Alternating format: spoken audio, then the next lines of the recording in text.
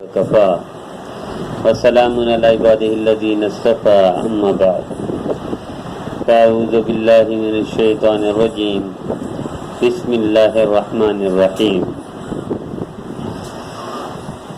لقد کان لکم فی رسول اللہ اسوۃ حسنہ صدق اللہ۔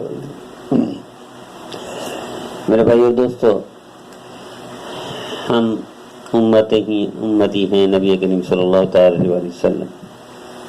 نبی کریم صلی اللہ تعالی علیہ وسلم کو اللہ نے ہر آزمائش سے گزارا، اور یہ آزمائش سے گزارنے کا مقصد دشمنی نہیں تھی، نعوذ باللہ من ذالک۔ اللہ نے تو فرما دیا کہ پوری کائنات نہ بناتا ہے میرے حبیب اگر آپ کو نہ بناتا۔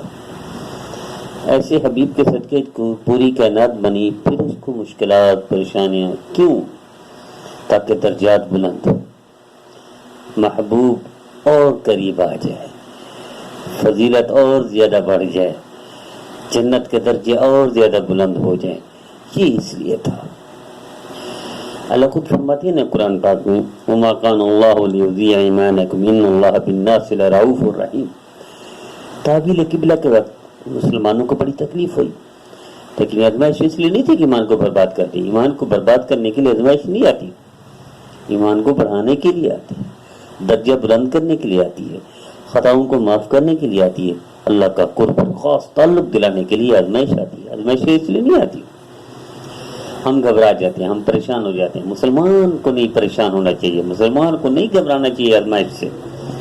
آزمائش بیماری کی شکل میں ہو، وبا کی شکل میں ہو، دشمن کی شکل میں ہو، پاس فیل ہونے کی شکل میں ہو، انٹرویو ناکام ہونے کی شکل میں ہو، کھانا، رزق، معیشت ڈاؤن ہونے کی شکل میں ہو، یا جس شکل میں بھی ہو، ٹینشن، مصیبت، پریشانی، دکھ، درد، دشمن، وبا اور زلزلے اور بیماریاں اور بارشیں، یہ ساری آزمائشیں اس لیے نہیں آتی کہ اللہ ضائع کر دیتے ہیں، نہیں، اللہ کا قرب دلانے کے لیے آتی ہیں۔ میرے عزیزو،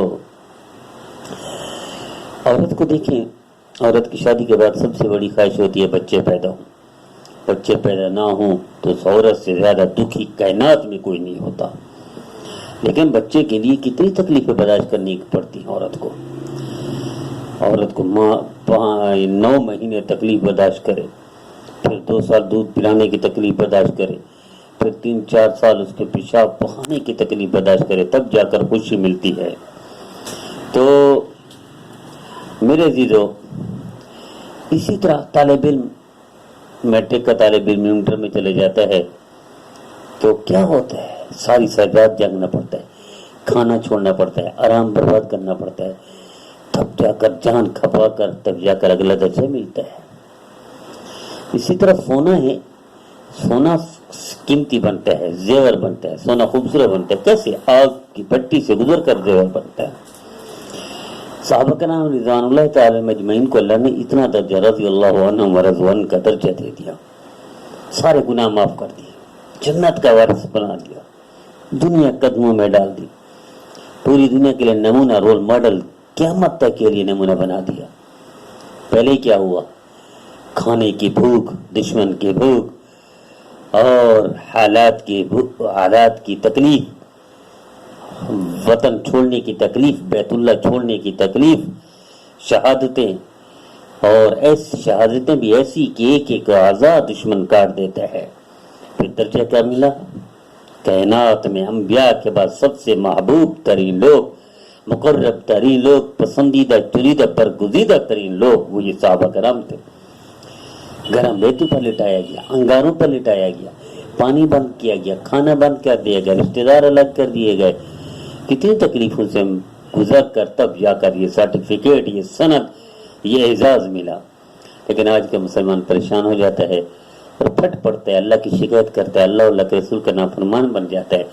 آئیے ہم آزمائش کو اسی معنی میں دیکھیں کہ آزمائش جب بھی آتی ہے آپ کے درجات بلند کرنے کے لیے، آپ کو کامیاب کرنے کے لیے، آپ کو ذلت و رسوائی سے بچانے کے لیے، ناکامی سے محفوظ کرنے کے لیے، دنیا آخرت کی دونوں کامیابی دینے کے لیے آزمائش آتی ہے۔